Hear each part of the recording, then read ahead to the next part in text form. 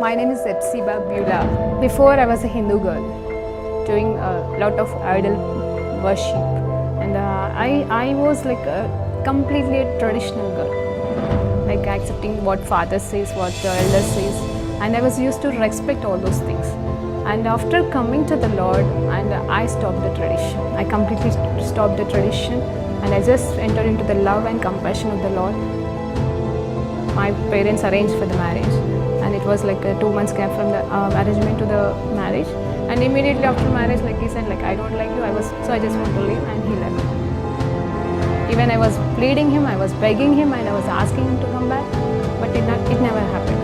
If he is not going to come to me, I want to die. That if he is going to be separated from me, I should die. The day I was about to kill myself, I was watching a TV channel, and immediately she started like, here one girl is crying. You have been separated with your husband and you are planning to die now, but you are not going to do that. Immediately I called to one of my Christian friends, and she shared with me the gospel. On the spot, I accepted Lord as my Savior. The next moment, I felt free from the burdens and all kind of thoughts, and everything left me. Praise Lord అండి. దేవునికి మహిమ కలుగును గాక. ప్రార్థన చేసుకుందాం. పరిశుద్ధ గొప్ప దేవానికి స్తోత్రం, స్తుతి, మహిమ, ఘనత, ప్రభావం చెల్లించుకుంటున్నాం. నాయన సమయంలో ఉన్న పాటను మీ పాసనదికి వచ్చుటకు మీరు మాకు ఇచ్చిన గొప్ప ధన్యతకే మీకు వేల కోట్ల వందనాలు తెలియజేసుకుంటున్నాం తండ్రి. అద్భుతకరుడు, ఆలోచనకర్త, నిన్న నేడు ఒకే రీతి ఉన్న మా తండ్రి నీకు వందనాలు ప్రభా. ఈ రోజు ప్రత్యేకంగా ప్రభా సెలవు పైన పలికిన నీ మూడో మాటని మేము ధ్యానిస్తుండగా మాతో మాట్లాడి మీరే సమస్త మహిమ, ఘనత, ప్రభావాలు పొందుకోమని యేసుక్రీస్తు నామములో ప్రార్థన పెట్టుకుంటూ పొందుకుంటున్నాము తండ్రి. ఆమేన్. ప్రైజ్ లార్డ్ అండి. దేవునికి మహిమ కలుగును గాక.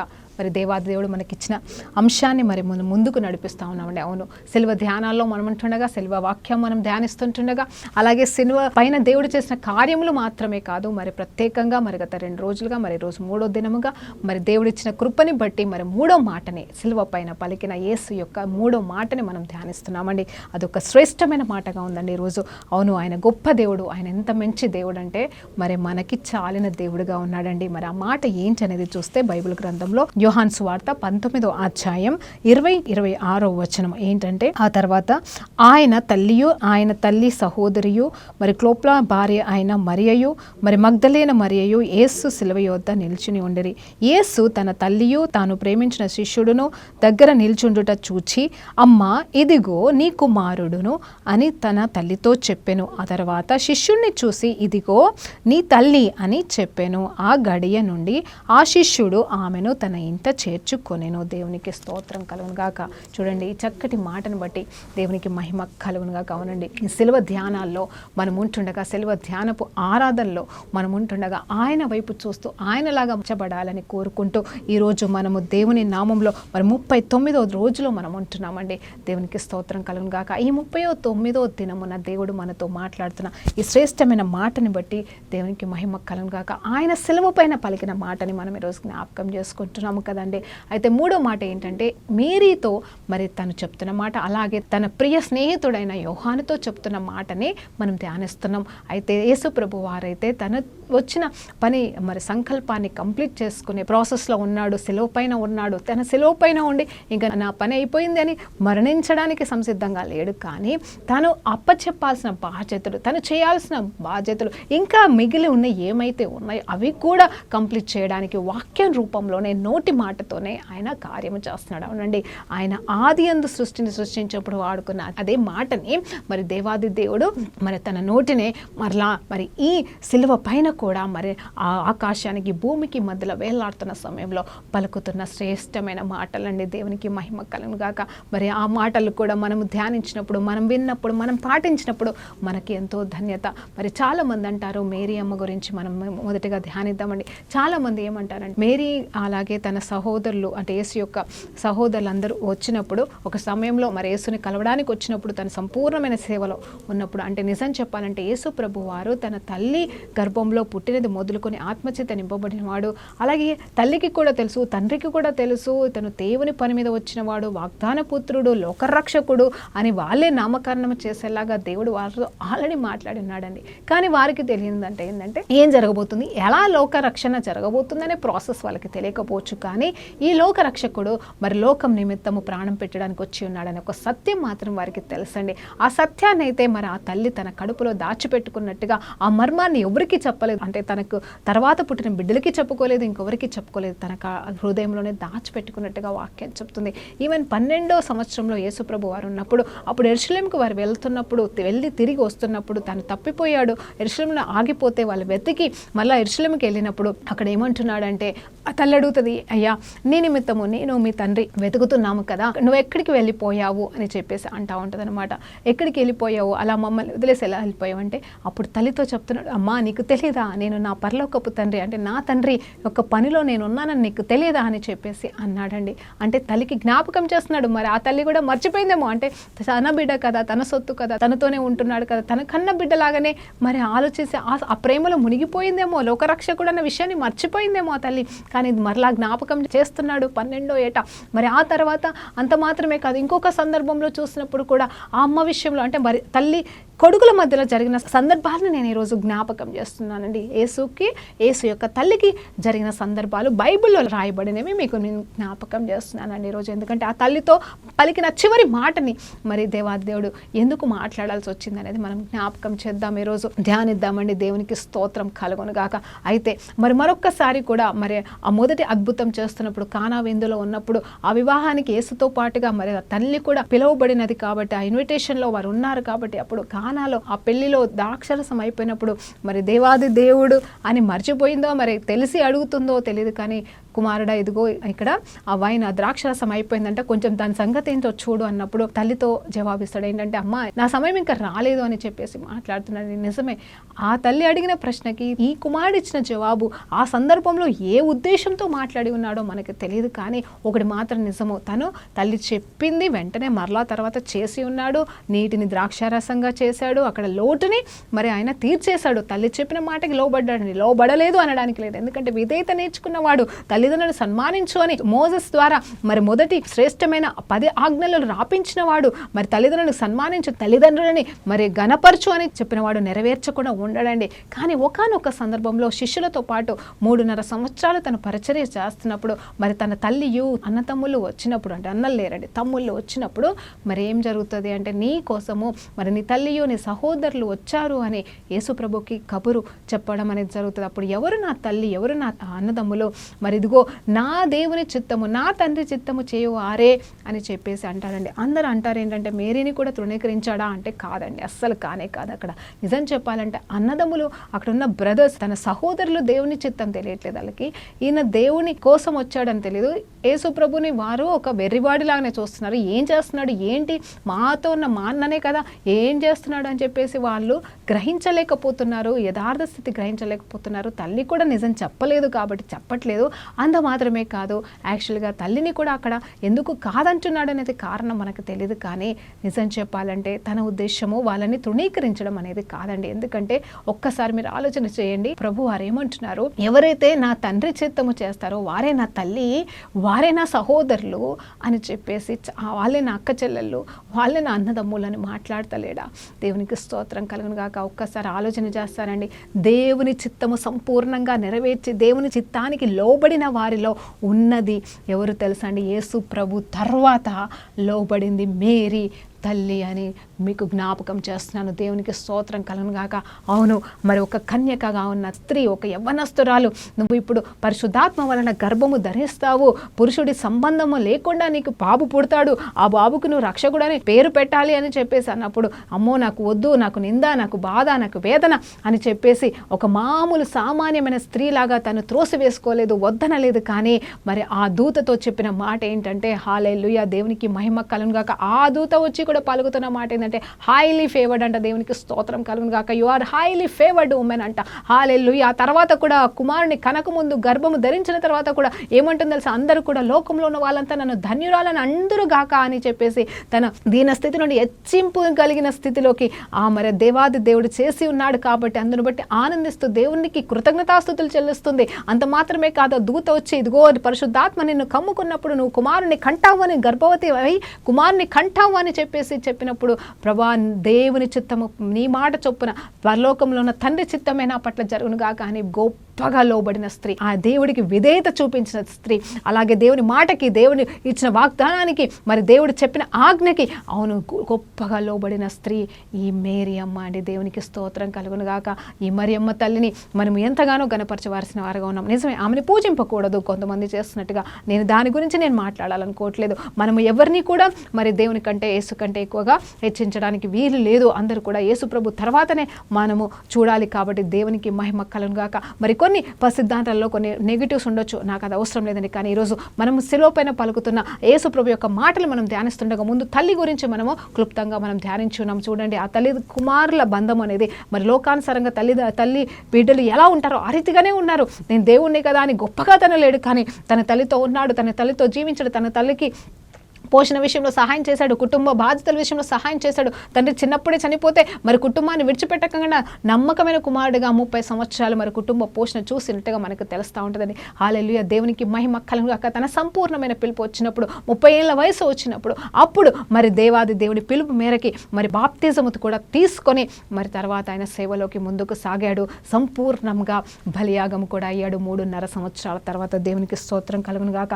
మరి ఆ శిలువ పైన మరణించడానికి ముందుగా మరి అక్కడ మాట్లాడుతున్న మాట, అమ్మా ఎదిగో చూస్తున్నాడు, ఆ తల్లి వెంబడిస్తుంది, ఆ కుమారుని వెంబడిస్తుంది, ఆ తల్లి ఏడుస్తుంది, ఆ తల్లికి బాధ కలుగుతుంది కుమారుడిని మరి ఆ రీతిగా చూస్తూ ఉంటే, ఆ సమయంలో ఆ తల్లిని ఒంటరిగా విడిచిపెట్టడానికి దేవుడికి ఇష్టం లేదు. కాబట్టి ఆ దేవాది దేవుడు మరి ఏమంటున్నాడు తెలుసా, ఇదిగో అమ్మా, ఇదిగో నీ కుమారుడు అని చెప్పేసి, నేను బాధపడాల్సిన అవసరం లేదు, ఇదిగో నా స్థానంలో నేను నీకు ఇదిగో యోహాన్ అనే శ్రేష్టమైన కుమారుణ్ణి, అంటే మంచి ప్రేమ కలిగిన వాడు, ఎప్పుడు యేసుప్రభుని హత్తుకొని ఉన్నవాడు, అంటే యేసుప్రభుని హత్తుకొని ఉన్నాడు అంటే నేను నమ్ముతున్నాను ఏంటి అంటే ఆ తల్లి గురించి కూడా మరి బాగా తెలిసిన వాడు. కాబట్టి మరి అతనైతేనే ఆ తల్లిని ఆదరించగలడు, ఓదార్చగలడు. నిజంగా ఎన్ని రోజులండి నిజం చెప్పాలంటే, ఆ తర్వాత 3వ రోజు యేసుప్రభు లేస్తాడు. అందరికీ కనిపించినట్టుగా తల్లికి కూడా కనిపించి ఉంటాడు. దేవునికి స్తోత్రం కలుగును కాక. ఎంత ధన్యురాలండి ఆ స్త్రీ. నిజంగా దేవునికి మహిమ కలుగును కాక. ఆ గొప్ప స్త్రీ నిజంగా చెప్పాలంటే ఆమె దేవుని చిత్తం చేయలేని మనిషి కాదండి. ఆమె దేవుని చిత్తాన్ని సంపూర్ణంగా నెరవేర్చిన స్త్రీ అండి యేసు ప్రభు తర్వాత ఈ లోకంలో మనము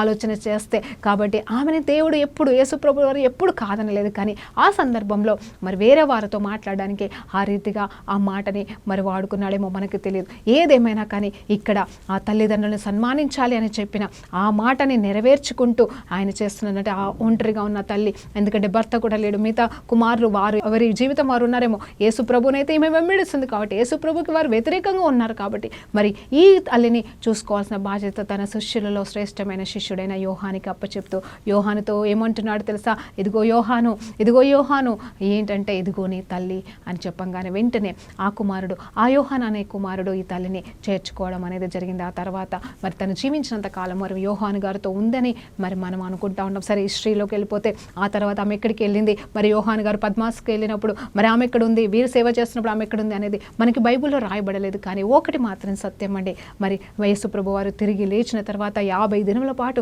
మరి వారితో మాట్లాడుతూ తిరుగుతున్న టైంలో యేసు ప్రభుతో పాటుగా తల్లి కూడా ఉందని నేను నమ్ముతున్నాను. అంత మాత్రమే కాదు, ఆ మేడ గదిలో కూడా 120 మందితో పాటుగా మరి మేరీ అమ్మ కూడా ఉన్నట్టుగా ఆమె కూడా పరిశుద్ధాత్మను చూడండి, పరిశుద్ధాత్మ చేత గర్భవతి అయిన ఆ స్త్రీ పరిశుద్ధాత్మ చేత నింపబడలేదు. కానీ నీలాగా నాలాగా మిగతా వారి లాగానే మరి మేడ గదిలో ఉన్నప్పుడు తను పరిశుద్ధాత్మను పొందుకుని తను కూడా దేవుని సేవలో ముందుకు సాగిందని నేను నమ్ముతున్నాను. ఏంటంటే తను కన్న కొడుక్కే శిష్యురాలుగా మార్చబడింది. దేవునికి స్తోత్రం కలుగును గాక. ఎంత కాదన్న ఆయన దేవాది దేవుణ్ణి మోసిన గర్భం అండి. దేవునికి స్తోత్రం కలుగును గాక. అందుకే ఆ తల్లికి కావాల్సిన ఓదార్పు, ఆ తల్లికి కావాల్సిన మరి ఆ ధైర్యం అనేది ఆ సమయంలో ఆ స్త్రీని ఒంటరిగా విడిచిపెట్టడం ఆ యేసు ప్రభుకి ఇష్టం లేదు. కాబట్టి ఆ రీతిగా అప్పగింపులు అనేది చేసి ఉన్నాడని నేను నమ్ముతున్నాను. దేవునికి స్తోత్రం కలుగును గాక. నిజంగా ఎంతో మందిని నోరారా అమ్మ అని పిలిచాడండి ఆ దేవాది దేవుడు. ఎంతమందినో పిలిచి ఉన్నాడు. అందుని బట్టి కూడా దేవునికి స్తోత్రం కలుగును గాక. నేను ఆ జీవితంలో ఆయన మనల్ని అమ్మ అని సంబోధిస్తూ ఉన్నాడు. పాపం చేసిన స్త్రీని అమ్మ అని పలకరిస్తున్నాడు, సమరయ స్త్రీని అమ్మ అని పలకరిస్తున్నాడు. అలాగే పాపము చేసిన స్త్రీని అమ్మ నిన్నెవరు కొట్టలేదా అని అమ్మ అని పలకరిస్తున్నాడు. అవునండి, ఆయన నోరారా అందరినీ అమ్మ అని పిలుస్తున్నాడు. స్త్రీలని ఎంతో గొప్ప ప్రేమ కలిగిన ప్రేమ కరుణామయుడండి ఈ తండ్రికి. మరి నిజంగా మరి ప్రతి ఒక్క స్త్రీ యొక్క హృదయము తెలుసు కాబట్టి, ప్రతి ఒక్క స్త్రీని ఆయన గుర్తిస్తున్నాడు కాబట్టి, స్త్రీ అంతరంగంలో ఉన్న వేదన, బాధ, దుఃఖము, ఆవేదన, కుటుంబ కుటుంబం పట్ల ఉండే అన్నీ కూడా ఆ తండ్రి అర్థం చేసుకున్నాడు కాబట్టి స్త్రీని ఘనపరుస్తూ ఉన్నాడు, స్త్రీని ఘనపరిచి ఉన్నాడు, స్త్రీనే వాడుకున్నాడు తను ఈ లోకానికి రావడానికి, స్త్రీనే వాడుకొని తన గొప్ప శిల్వ కార్యానికి ముందుగా మరి స్త్రీ ద్వారానే అభిషేకించబడి ఉన్నాడు. దేవునికి స్తోత్రం కలుగును గాక. ఇప్పుడు మరి ఈ లోకంలో ఉన్న ఈ సంఘాన్ని కూడా మరి సార్వత్రిక సంఘంగా పిలువబడుతున్న సంఘానికి కూడా ఆయన మరి ఏమని పెళ్లి కుమార్తె సంఘం అని ఒక స్త్రీని పలకరించినట్టుగా మరి పలకరిస్తున్నాడు. మరి నిజంగా దేవాది దేవుడు స్త్రీల పట్ల కలిగి ఉన్న ప్రణాళిక చాలా గొప్పదని మరలా మీకు జ్ఞాపకం చేస్తున్నాను. మరి యోహాను గారు ఎవరనేది చూస్తే అతను మరి ఉరుముడి వారిలో ఒకడిగాను, మరి అలాగే జెబెది అనే వ్యక్తికి కుమారుడుగాను ఉన్నాడు. అవునండి, వీళ్ళిద్దరు అన్నదమ్ములై ఉన్నారు, యోహాను అలాగే యాకోబు. వీరిద్దరిని కూడా ఉరుముడి వారుగాను అలాగే మరి దేవునికి అంటే యేసు ప్రభుకి చాలా దగ్గరగా ఉన్నవారుగా ఉన్నారండి. అయితే ఒకానొక సందర్భంలో మరి వాళ్ళ తల్లి వచ్చి, అయ్యా నీవు నీ రాజ్యంలో నా కొడుకులని ఇద్దరిని కూడా ఒకరిని కుడివైపు ఒకరిని ఎడమ వైపు నువ్వు కూర్చోబెట్టుకొని ఆ తల్లి కోరుకుంటుందండి. నిజం చెప్పాలి అంటే ఆ తల్లి కోరిన కోరిక నెరవేర్చబడడం నా చేతిలో లేదు. అంటే నాకు తెలియదు, ఇది పరలోకంలో తండ్రే చెప్పగలడు, నాకు సంబంధం లేదు. కానీ ఆ తల్లి వచ్చి అడిగిన కోరికను మాత్రం నెరవేర్చుకున్నాడు. ఎలా తెలుసా? తనకు ఒక తల్లి ఉందని తెలిసి కూడా ఇదిగో శ్రేష్టమైన ధన్యతని నా తల్లిని నీ తల్లిగా చూసుకోమని అప్పచెప్పిన ధన్యత, గొప్ప ధన్యత మరి ఇక్కడ యోహాను భక్తుడు మరి యేసు ప్రభు నుండి పొందుకున్నాడు. అంత మాత్రమే కాదు, ఈవెన్ మనం రూపాంతర కొండ మీద గురించి మనం ధ్యానిస్తే అక్కడ కూడా మరి ఇద్దరు కొడుకులతో పాటుగా పేతురుని, అంటే ఈ ఇద్దరు కొడుకులనే ఆ తల్లి అడిగిన ఈ ఇద్దరు కొడుకులనే మరి కుడి పక్కన ఎడమ పక్కన అని కాదు, కానీ మరి ఆయన రూపాంతరము అనుభవం పొందుకుంటున్న ఆ దృశ్యాన్ని, ఆ గొప్ప దర్శనాన్ని చూసే భాగ్యం వీరిద్దరికీ మరి దేవాది దేవుడు ఇచ్చాడు. చూడండి, నేను అదే చెప్తాను చాలామందికి, అమ్మలారా నా కోసం కాదు మరి మీ కోసం మీ కుటుంబం కోసం ప్రార్థన చేయండి, ఏడవండి అని చెప్పేసి ఆ సిలువని మోసుకుంటూ వెళ్తున్నప్పుడు అందరూ ఆ స్త్రీలంతా ఏడుస్తున్నప్పుడు ఆయన చెప్తున్న మాట ఆ స్త్రీలతో, అమ్మలారా అక్కలారా మీరు నా కోసం ఏడవకండి, మీ కోసము మీ పిల్లల కోసం ఏడవండి అని గొప్ప ఆజ్ఞ ఇచ్చినట్టుగా చూస్తాము. అయితే ఆ దేవాది దేవుడు ఇక్కడ ఏం చెప్తున్నాడు అంటే, మనకేం మాట్లాడుతున్నా అంటే, మనము మన పిల్లల నిమిత్తం ఏడ్చినప్పుడు, మన పిల్లల నిమిత్తం మనం ప్రార్థన చేసినప్పుడు, మన కోసం మనం ప్రార్థన చేసినప్పుడు ఆయన తప్పకుండా జవాబిచ్చేవాడిగా ఉన్నాడు. అందుకే నేను ప్రతి స్త్రీతో చెప్తా ఉంటాను, ఎంతోమంది ప్రార్థన అవసరత కోసం ఫోన్ చేసిన వారితో నేను చెప్తా ఉంటాను, ఏంటి తెలుసా, అమ్మ ఈ లోకంలో దేవాది దేవుడు ఎవరి ప్రార్థనైనా తృణీకరిస్తాడేమో, కానీ మరి యేసు ప్రభు వారు ఒక తల్లి చేసే ప్రార్థన తన బిడ్డల నిమిత్తము, అలాగే ఒక భార్య చేస్తున్న ప్రార్థన తన భర్త నిమిత్తం దేవుడు తృణీకరించాడు అని మీరు జ్ఞాపకం చేసుకోండి. అవును, మీ పిల్లల కోసం కానీ మీ భర్త కోసం కానీ మీరు ఒక స్త్రీగా నిలబడి ప్రార్థన చేస్తే ఖచ్చితంగా ప్రార్థనకి జవాబు వస్తుంది. యథార్థమైన కన్నీటిని దేవుడు జ్ఞాపకం చేసుకుంటాడని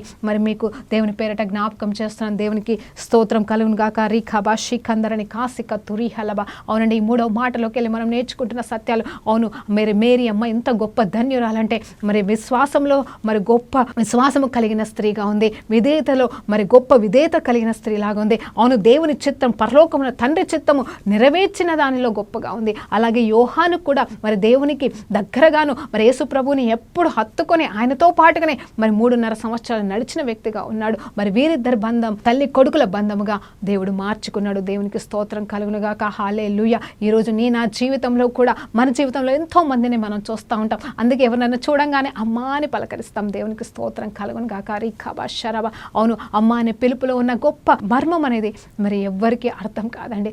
అంటే అర్థం కాదంటే వర్ణించలేమండి. నేను ఏమంటున్నానంటే అర్థం కాదు, ఆ బాధాన్ని మనము ఎవరము కూడా వర్ణించలేము. దేవునికి స్తోత్రం కలుగును గాక. ఒక సాక్ష్యం చెప్తానండి దేవుని నామంలో. నేను నా జీవితంలో నేను రక్షింపబడింది 2008లో అయినా కూడా మరి నేను వెళ్తున్న సంఘంలో ఇట్లా 7 మాటలు ఉంటాయి అన్న విషయం నాకు తెలియదు. అయితే మరి నేను అనుకోని రీతిగా ఎక్కువ అప్పుడు ఆ సమయంలో కొంచెం పుస్తకాలు చదివే అలవాటు ఉంది. దేవుని పుస్తకాలు తెచ్చుకొని చదివేదాన్ని. అప్పుడు సిలువ పైన పలికిన 7 మాటలు అనే ఒక పుస్తకము నాకు అనుకోకుండా దేవుడు అద్భుతంగా ఇవ్వడం, దాన్ని నేను చదవడం అనేది జరిగిందండి. అప్పుడు నాకు తెలియదు, ఓహో ఇలా సంఘాలలో 7 మాటలు పంచుకుంటారన్న విషయం నాకు తెలియదు. అంటే నేను వెళ్తున్న సంఘంలో అలా చెప్పేవాళ్ళు కాదండి 7 మాటలని. మామూలుగా సువార్త చెప్పేవాళ్ళు, మామూలు వాక్యం ఉండేది, గుడ్ ఫ్రైడే సెలబ్రేషన్ ఉండేది. అయితే మరి నేను ఒకసారి ఆశపడ్డాను. అయితే మరి ఇలా 7 మాటలు చెప్పే సంఘానికి నేను ఒకసారి వెళ్ళాలి అని చెప్పేసి నేను మా సంఘానికి కాకుండా ఇంకొక సంఘం ఎక్కడైతే 7 మాటలు మరి అన్నీ కూడా ధ్యానిస్తారో ఆ సంఘాన్ని మరి నేను కనుక్కొని వెళ్ళడం అనేది జరిగిందండి. అయితే ఆ సమయంలో మరి ఒక్క మాట, ఇప్పుడు మరి మనం ధ్యానిస్తున్నట్టుగా ఒక్కొక్క మాట వారు క్లుప్తంగా చెప్తూ మరి ఆకు 3-4 గంటల ఆరాధన సమయంలో చెప్తున్నప్పుడు మరి 3వ మాటని నాకు గుర్తుందండి. అది 2013లో జరిగిన సంఘటన. మరి 3వ మాటని అమ్మ గురించి మరి అక్కడ ఉన్న ఒక పాస్రమ్మ గారు మరి అమ్మ గురించిన మాట అంటే ఈ వాక్యము ఈ మూడో మాట యేసుప్రభు వారు పలికిన మూడో మాట చెప్తా ఉన్నప్పుడు నిజంగా నాకు ఆత్మదేవుడు నన్ను అభిషేకించి అంటే నేనైతే కాంగ్రిగేషన్లో కూర్చొని ఉన్నానో మరి అక్కడ ఆ తల్లి నుండి అయితే వాక్యం వస్తూ ఉంది, నేను వింటున్నాను, నాకేం అర్థమవుతుంది. అయితే ఆత్మదేవుడు నన్ను ప్రేరేపించి నాకు చక్కటి పాటనిచ్చాడండి. దేవునికి స్తోత్రం కల. అదే టైంలో నేను ఈ పాట రాయడం అనేది జరిగింది. మరి నాకు ఎందుకో తెలియదు, నేను ఈ పాటని అప్పుడప్పుడు ఎప్పుడైనా సరే ముస్లిం అమ్మమ్మల మధ్యలో స్త్రీల మధ్యలో మరి నేను పరిచర్యకి వెళ్ళినప్పుడు అంటే కాంగ్రిగేషన్గా మేము అంటే కొంతమంది మళ్ళీ కూర్చొని గుంపు ప్రార్థన చేసుకున్నప్పుడు నేను ఈ పాట పాడడానికి ఇష్టపడతాను. వాళ్ళు ఎంతో ఆనందిస్తూ ఉంటారు. మరి ఈరోజు మరి దేవుడు ఇచ్చిన సమయాన్ని మరి ఈ పాట కొరకు సమర్పిస్తున్నానని దేవునికి స్తోత్రం కలుగును గాక. మరి ఈ పాటతో దేవుడు మన మధ్యలో మరి ఆయన మహిమ పొందుకొనును గాక. రీఖాబాషి కందరబాసి కదరబా మరలా చెప్తున్నానండి, ఆయన గొప్ప దేవుడు. ఆయన ఎవరిని విడిచిపెట్టాడు, ఏ తల్లిని విడిచిపెట్టాడు, ఏ తండ్రిని విడిచిపెట్టాడు, ఏ బిడ్డని విడిచిపెట్టాడు. ప్రతి ఒక్కరి కోసం ఆయన ప్రాణం పెట్టి ఉన్నాడు. నువ్వు ఎలాంటి దానివైనా సరే, నువ్వు ఎలాంటి వాడువైనా సరే, ఆయన నీ కోసం ప్రాణం పెట్టి ఉన్నాడు. ఆయన నీ కోసం మరి తప్పించిపోతున్నాడు.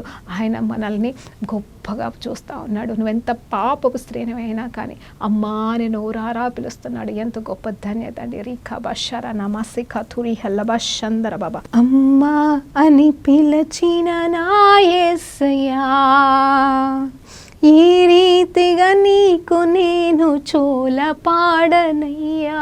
నన్ను అమ్మా అని పిలిచిన యేసయ్యా, ఈ రీతిగా నీకు నేను చోల పాడనయ్యా.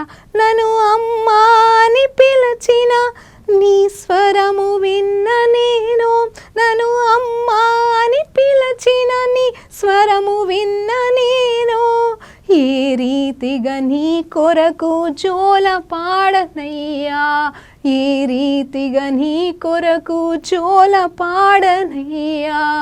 అమ్మా అని పిలచిన నా యేసయ్యా, ఈ రీతిగా నీకు నేను చోల పాడనయ్యా.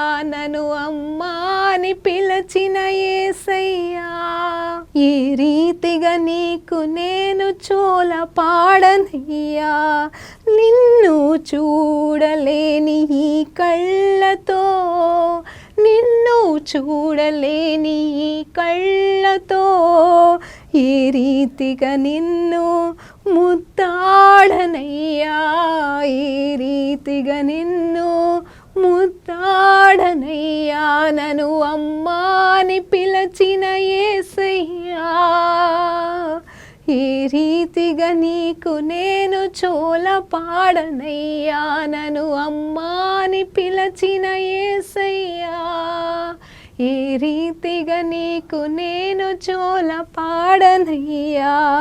ఒంటరి నా జీవితాన నే ఉండగా, ఒంటరి నా జీవితాన నేనుండగా, నా తోడుగా నిలిచావా నా అండగా, నా తోడుగా నిలిచావా నా అండగా.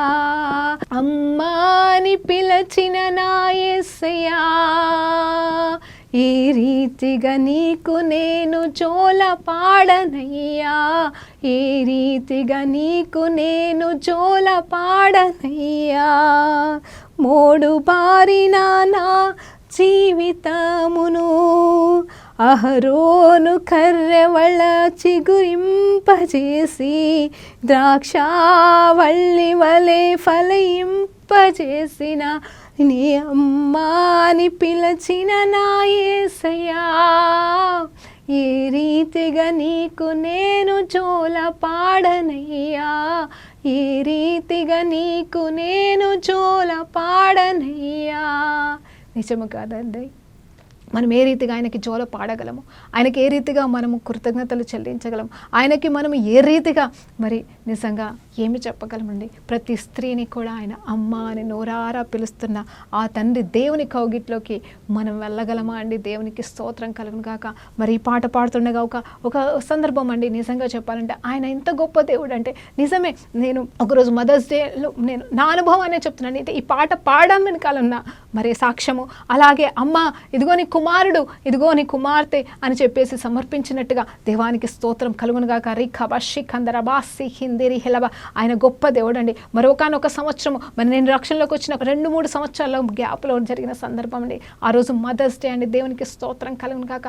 మదర్స్ డే రోజు నేను మామూలుగా మరి ఒక్కదాని చర్చికి వెళ్ళి వెనక్కి వస్తా ఉన్నాను. ప్రభా ఈరోజు మదర్స్ డే కదా, ఈరోజు మదర్స్ డే కదా ప్రభా, నాకు అన్నీ అయిపోయావు కదా. నిజంగా చెప్తున్నానండి, మరి మీరు అపార్థం చేసుకోకూడదు. ప్రభా నాకు అన్నీ అయిపోయావు కదా. నా భర్త అయిపోయావు, నాకు తండ్రి అయిపోయావు, నా స్నేహితుడు అయిపోయావు, నాకు అన్నవైపోయావు, అక్కవైపోయావు, అన్నీ అయిపోయావు, నా బోధకుడు అయిపోయావు, నాకు భర్త అయిపోయావు, నువ్వు నాకు అన్నీ అయిపోయావు కదా ప్రభా.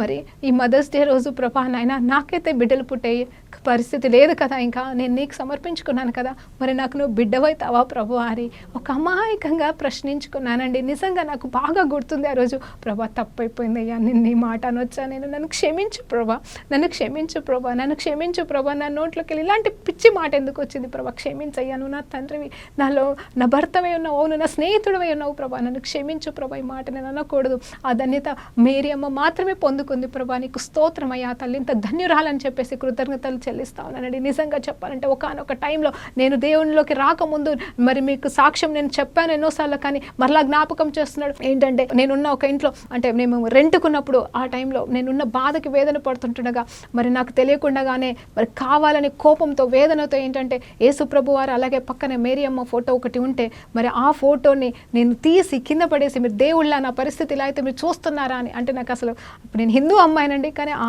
ఓనర్స్ క్రిస్టియన్స్ అవడం వల్ల వాళ్ళ ఇంట్లో ఉన్న ఆ క్రీస్తు ఫోటోని మరి నేను అలాగే పెట్టుకోవడం అనేది జరిగింది. కానీ ఆ ఫోటో నేను తీసేయలేదు, ఎవరూ తీసేయలేదు, అలాగే ఉంది. కానీ ఆ రోజు వేదన పడుతూ ఏ దేవుడు నాకు సహాయం చేయట్లేదనే బాధతో నేను ఉన్నప్పుడు ఆ టైంలో ఎదురుగా ఉన్న యేసు మేరీ అమ్మ ఫోటోని తీసి నేను కాలు కింద పడేసి తొక్కి పడేశానండి. ఆ తర్వాత మళ్ళీ తీసి క్షమించని అనుకున్నాను. కానీ అది జరిగిన తర్వాత విత్-ఇన్ 1 year అండి, సంవత్సరం లోపల దేవుడు నన్ను ఆకర్షించుకున్నాడు, రక్షించుకున్నాడు. నాకు అప్పుడు ముందులో అయితే గుర్తులేదు, కానీ తర్వాత ప్రభా నీ ఫోటోని, నీ తల్లి ఫోటోని నేను తొక్కి ఉన్నా కూడా ఈ పాపిష్టి కాళ్ళని నీ సువార్త కొరకు వాడుకుంటున్నావా ప్రభా అని చెప్పేసి నేను ఎంతగానో కృతజ్ఞతలు చెల్లించా ఉన్నాను. అలాంటి నేను సడన్గా మదర్స్ డే రోజు ప్రభా నాకు నువ్వు అన్నీ అయ్యావు కదా ప్రభా, నాకు కుమారుడు అవుతావా అని సడన్గా నోరు జారి నేను పలికినప్పుడు తర్వాత వాక్య రూపంలోనే ఇదిగో ఎవరైతే నా పరలోకంలో తండ్రి చిత్తం నెరవేరుస్తారో వారే నాకు తల్లియు అలాగే తండ్రి వారే నాకు సహోదరులు అయి ఉన్నారు అని చెప్పేసి ఆ మాటని పరిశుద్ధాత్మ దేవుడు జ్ఞాపకం చేసి నాకు చూపించి నా ఎదుట పెట్టి ఉన్నాడండి. నిజంగా చెప్పాలి అంటే నేనేమంటున్నానంటే యేసు ప్రభు నా కొడుకు అని చెప్పడానికి ఆ మాట కాదండి, కానీ ఆయన నోరారా అమ్మా అని మరి పిలుచుకున్నాడు. దేవునికి స్తోత్రం కలుగును గాక. ఎంతోమంది నన్ను అమ్మ అని పిలుస్తున్నారేమో, దేవునికి స్తోత్రం కలుగును గాక. కానీ ఆయన నోటితో కూడా ఒక స్త్రీని సంబోధించే విధానంలో అమ్మ అని పిలుస్తున్నాడు. అందులో మరి ఏ రకమైన మర్మం ఉన్ననో దేవునికి స్తోత్రం కలుగును గాక.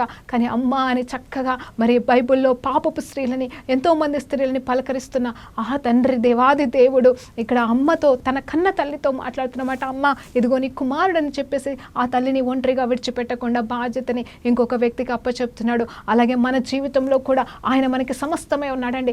ఆయన మనల్ని అమ్మ అని నోరారా పిలుస్తున్నాడు. అంటే ఆ వాక్యము అది గుర్తొచ్చినప్పుడు అమ్మ కోసము తను చేసిన పలికిన చివరి మాటని మరి ఆ 7 మాటల్లో ఒక మాటగా ఆ ధ్యానాన్ని నేను మొదటిగా మరి నేను సెలవు ధ్యానాల్లో ఆ గుడ్ ఫ్రైడే రోజు నేను మొదటిసారిగా 2013లో విన్నప్పుడు అక్కడ వింటుండగా ఆత్మదేవుడు నన్ను నింపి పళ్ళకిచ్చిన ఈ పాటను బట్టి దేవునికి మహిమ కలుగును గాక. నేను ఏ పాటి దాన్ని అండి, నిజంగా మాట్లాడడానికి యోగ్యత లేదు, అర్హత అంతకన్నా లేదు, కానీ ఆయన కొరకు నిలబెట్టుకున్నాడు. ఆయన మనకు సమస్తమై ఉన్నాడు, ఆయనే మనకు అన్నీ అయి ఉన్నాడు అండి. దేవునికి స్తోత్రం కలుగును గాక. మనకి ఏ సమయంలో ఏమి కావాలో అన్నీ ఆయన చూసుకుంటాడు. అవును, ఆయన గొప్ప దేవాది దేవుడు. నీ జీవితంలో ఏ లోటు నీకున్నానో ఆ లోటులో మరి ఆయన సంపూర్ణం చేసి ఆయన ముగిస్తాడు. దేవునికి స్తోత్రం కలుగును గాక. ప్రార్థనతో ముగించుకుందాం. పరిశుద్ధ గొప్ప దేవా నీకు స్తోత్రం. ఈ సమయంలో ఉన్న పాటను మీ పాస్ అనేది వచ్చేటకు మీరు మాకు ఇచ్చిన గొప్ప ధన్యతకే వందనాలు. అద్భుతకరుడు, ఆలోచనకర్త, ఉన్నవాడు వనవాడు తండ్రి అయ్యా, నీకు 1000 కోట్ల వందనాలు తెలియజేసుకుంటూ ఈరోజు ప్రభా అమ్మ అని పలికిన మాటని బట్టి, అలాగే నీ ప్రియ